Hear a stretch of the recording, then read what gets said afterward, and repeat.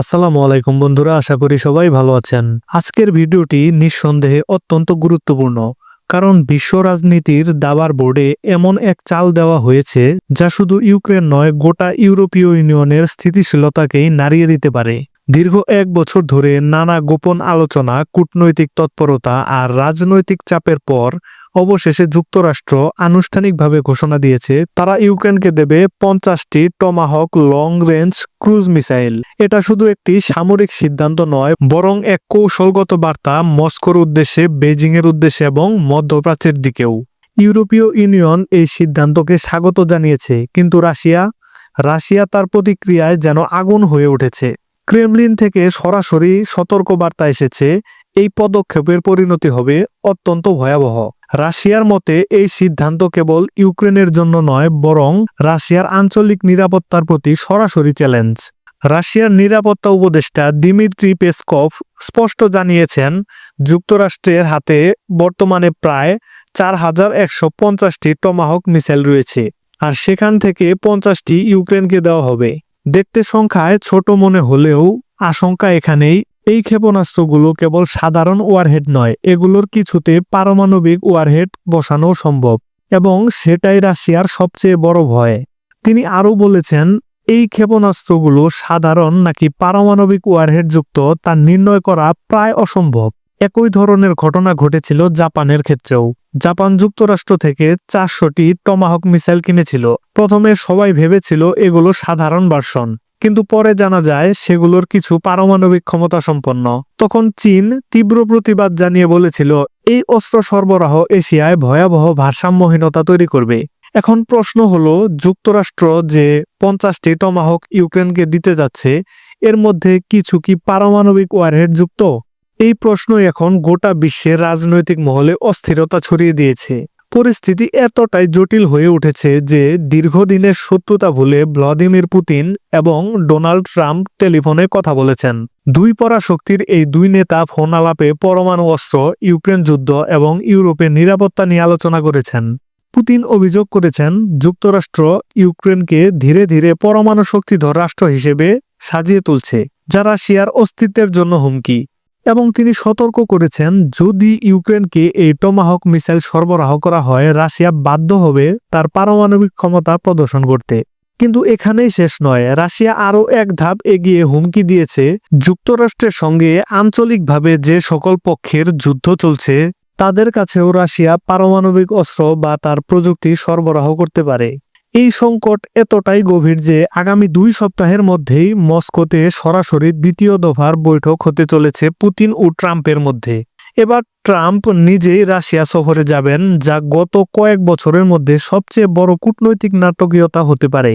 দেখুন, যুক্তরাষ্ট্রের এই পদক্ষেপের ভেতরে আসলে আরও বড় এক উদ্দেশ্য লুকিয়ে আছে, আর সেটা হচ্ছে ইরানকে কোণঠাসা করা। যুক্তরাষ্ট্র জানে, ইউক্রেন যুদ্ধে রাশিয়াকে ব্যস্ত রাখলে রাশিয়ার পক্ষে ইউক্রেনকে সামরিকভাবে সহযোগিতা করা অনেক কঠিন হবে। এই কারণেই ইউক্রেন যুদ্ধ এখন পরিণত হয়েছে এক মাল্টি লেয়ার্ড স্ট্র্যাটেজিক গেমে। এদিকে ইরানের জাতীয় নিরাপত্তা পরিষদের প্রধান আলী রেজানি হঠাৎ করেই মস্কো সফরে গেছেন। সেখানে তিনি প্রেসিডেন্ট পুতিনের সঙ্গে রুদ্ধতার বৈঠক করেছেন। এই সংবাদটি নিশ্চিত করেছে Arabia English, Meher news agency সহ একাধিক আন্তর্জাতিক মিডিয়া। সূত্রগুলো জানিয়েছে, পুতিন এই বৈঠকের মাধ্যমে ইরানের সর্বোচ্চ নেতা আয়াতুল্লাহ খামেনির কাছে একটি গোপন বার্তা পাঠিয়েছেন। বার্তাটি মূলত যুক্তরাষ্ট্রের পক্ষ থেকে। এর মর্মার্থ হল, যদি রাশিয়ার সহায়তায় ইরান পরমাণু শক্তিধর হতে পারে, তাহলে যুক্তরাষ্ট্রের সহায়তায় ইউক্রেন কেন পারমাণবিক রাষ্ট্র হতে পারবে না? এটা হয়তো বিতর্কিত একটি ইস্যু, কিন্তু এটাই বর্তমান কূটনৈতিক বাস্তবতা। কারণ 1990 সালে যখন ইউক্রেন সাবেক সোভিয়েত ইউনিয়নের 3000 পরমাণু বোমা রাশিয়াকে ফিরিয়ে দিয়েছিল, তখন চুক্তিতে স্পষ্ট লেখা ছিল, যদি ভবিষ্যতে রাশিয়া ইউক্রেনে হামলা চালায়, তাহলে যুক্তরাষ্ট্র চাইলে সেই ফেরত দেওয়া বোমাগুলো কিছু পুনরায় ইউক্রেনকে দিতে পারবে। অর্থাৎ আইনগতভাবেই যুক্তরাষ্ট্রের হাতে সুযোগ আছে ইউক্রেনকে পারমাণবিক শক্তিধর দেশ হিসেবে গড়ে তোলার। তাহলে এখন প্রশ্ন, এখানে যুক্তরাষ্ট্রের লাভ কি? এর উত্তর খুবই কৌশলগত। তারা চায় রাশিয়া যেন ইরানের পাশে সামরিকভাবে না দাঁড়ায়, বিশেষ করে যদি ইরানের বিরুদ্ধে আঞ্চলিক যুদ্ধ শুরু হয়। এজন্য যুক্তরাষ্ট্র রাশিয়ার কাছ থেকে এক ধরনের নন ইন্টারভেনশন গ্যারান্টি চাইছে। এর মধ্যে যুক্তরাষ্ট্র নতুন করে অর্ডার দিয়েছে 20টি B2 রেডার স্টেলথ বোম্বার, যা প্রতিটি ইউনিটের মূল্য প্রায় $1 বিলিয়ন। এগুলো শুধু যুদ্ধ বিমান নয়, বরং আকাশের অদৃশ্য ছায়া, যেগুলো সহজেই পারমাণবিক ওয়ারহেড বহন করতে পারে এবং গভীর প্রতিরক্ষা ভেদ করে শত্রুপক্ষের যে কোনো ঘাঁটিতে আঘাত হানতে সক্ষম। সাম্প্রতিক রিপোর্ট বলছে এই বিমানের ট্রায়াল ফ্লাইট ইতোমধ্যেই শুরু হয়ে গেছে এবং যে কোনো সময় এগুলো যুক্ত হবে যুক্তরাষ্ট্রের সামরিক বহরে।